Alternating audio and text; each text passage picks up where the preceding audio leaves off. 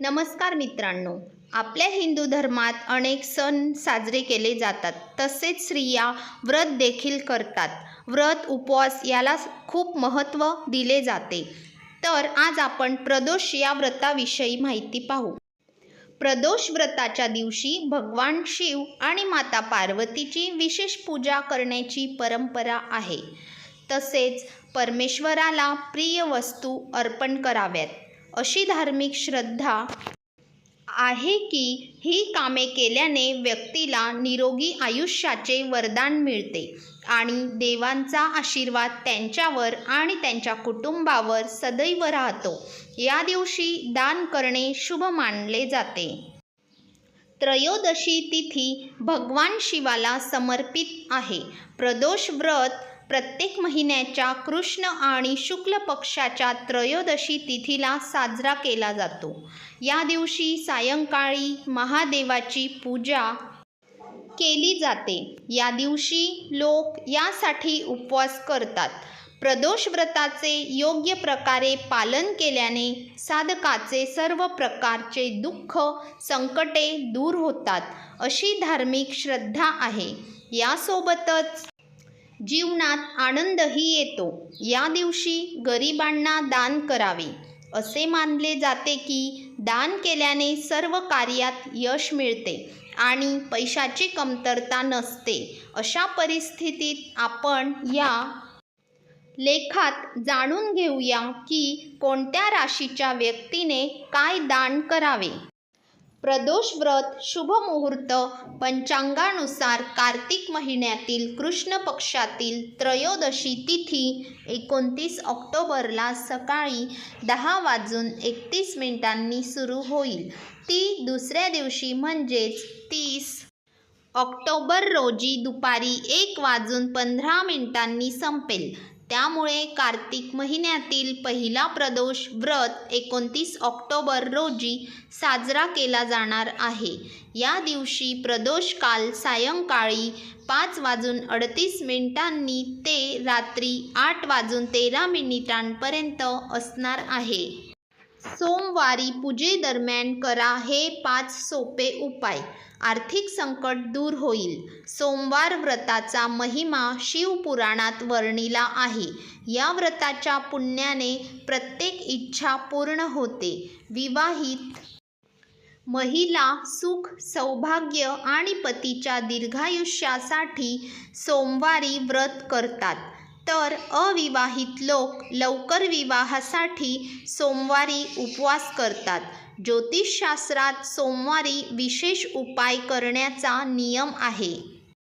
सोमवार हा देवांचा देव महादेवाला अतिशय प्रिय आहे. या शुभ प्रसंगी भगवान शंकरांसोबत माता पार्वतीची देखील विशेष पूजा केली जाते. तसेच त्यांच्यासाठी सोमवारी उपोषण केले जाते. चातुर्मासात भगवान शिव सृष्टीवर नियंत्रण ठेवतात असे सनातन शास्त्रात निहित आहे. त्यामुळे श्रावण महिन्यापासून कार्तिकपर्यंत भगवान शंकराची विशेष पूजा केली जाते. भगवान शिवाची आराधना केल्याने साधकाची प्रत्येक इच्छा पूर्ण होते. ज्योतिषशास्त्रात सोमवारी विशेष उपाय करण्याचा नियम आहे. या उपायांचा अवलंब केल्याने जीवनातील सर्व प्रकारचे दुःख आणि संकटे दूर होतात. यासोबतच जीवनात आनंदही. आता उपाय जाणून घेऊ.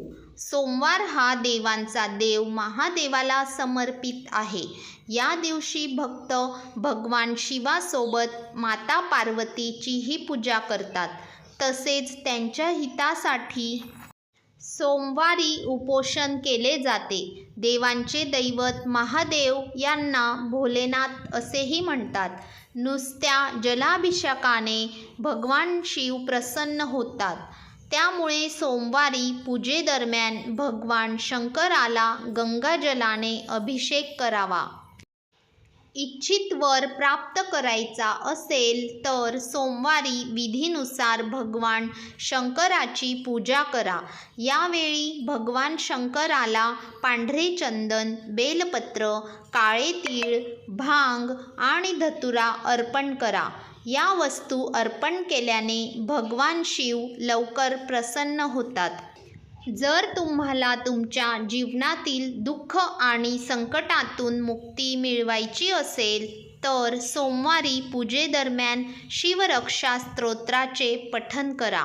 या स्तोत्राच्या पठणाने सर्व संकटे दूर होतात. यासोबतच जीवनात आनंदही येतो.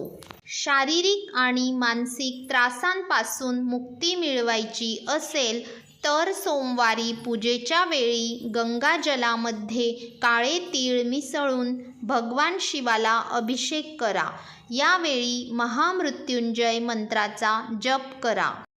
पैशांशी संबंधित समस्यांपासून मुक्ती मिळवायची असेल तर सोमवारी महादेवाला उसाच्या रसाने अभिषेक करा. हा उपाय केल्यास आर्थिक संकट दूर होते. सुख आणि सौभाग्यामध्येही वाढ होते. प्रदोष व्रताची एक पौराणिक कथा संदर्भात अनेक पौराणिक कथा प्रचलित आहेत. त्यापैकी एक आज आपण सांगणार आहोत. अंबापूर गावात एक ब्राह्मणी राहत होता. अशी प्राचीन काळातील कथा आहे.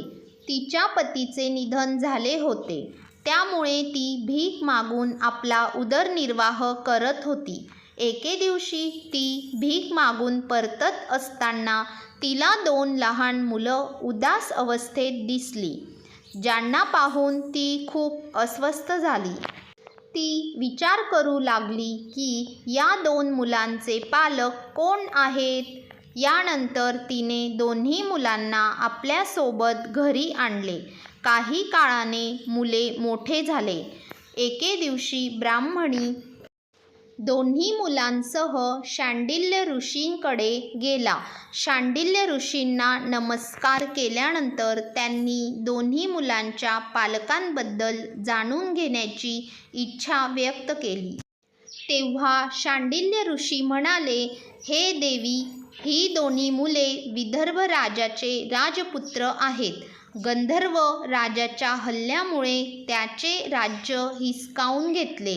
त्यामुळे दोघांनाही राज्यातून काढून टाकण्यात आले आहे.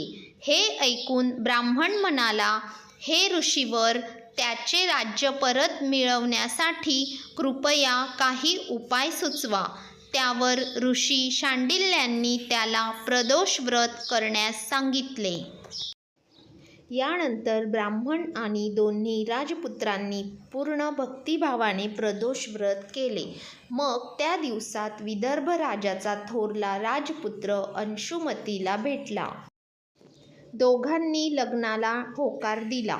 हे जाणून अंशुमतीच्या वडिलांनी गंधर्व राजाविरुद्धच्या युद्धात राजपुत्रांना मदत केली. त्यामुळे राजकुमारांनी युद्धात विजय मिळवला. प्रदोष व्रताच्या प्रभावामुळे त्या राजपुत्रांना त्यांचे राज्य परत मिळाले. यावर प्रसन्न होऊन त्या राजपुत्रांनी ब्राह्मणीला दरबारात विशेष स्थान दिले. त्यामुळे ब्राह्मणीचे दारिद्र्य दूर झाले आणि ती आपले जीवन सुखाने जगू लागली. मित्रांनो, असेच नवनवीन व्हिडिओ पाहण्यासाठी आपल्या चॅनलला सबस्क्राईब करा आणि जास्तीत जास्त शेअर करा. धन्यवाद.